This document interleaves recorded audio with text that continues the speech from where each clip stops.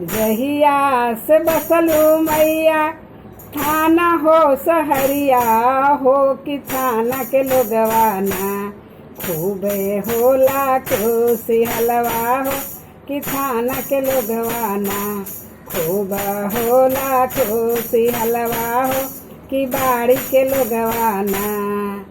दिन भर करे मैया काम धंधा पढ़ैया हो कि रतिया बेरवाना। दिन भर करे मैया काम धंधा पढ़ैया हो कि रतिया बेरवाना। जम के खेले ले गरभवा हो कि रतिया बेरवाना। जम के खेले ले गरभवा हो कि रतिया बेरवाना। सबका के रखिया मैया खुशी खुशी हलवा हो कि रोजहू लागे ना। मैया राउर दार बरवा हो कि रोजहू लागे ना। माई राउर दार बरवा हो कि अच्छा लागे ना। बलका के दीहा मैया अतना ज्ञानवा हो कि पढ़ी लिखी ना। बलका हो खसु से नवा हो कि पढ़ी लिखी ना। बाबू हो खसु से नवा हो कि पढ़ी लिखी ना। बेटवा के दीहा मैया अतना अकिलिया हो कि माई बाप के ना। ओहो राखा सुखियलवा हो कि माई बाप के ना।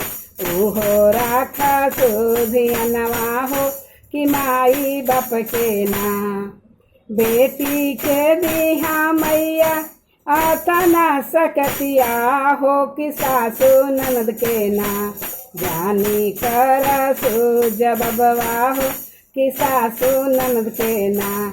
जानी कर जबवा हो कि बड़ा जेठ के ना।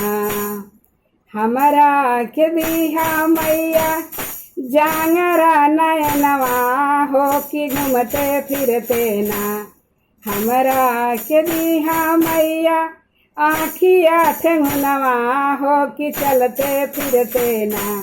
राउर कर बिदार सनवा हो कि चलते फिरते ना।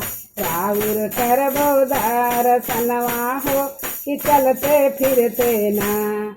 जहिया से अइलो मैया थाना हो सहरिया हो कि थाना के लोगवाना। बाड़ा रहे खुशी हलवा हो कि थाना के लोगवाना। सब रहे खुशी हलवा हो कि थाना के लोगवाना। जय माता जी।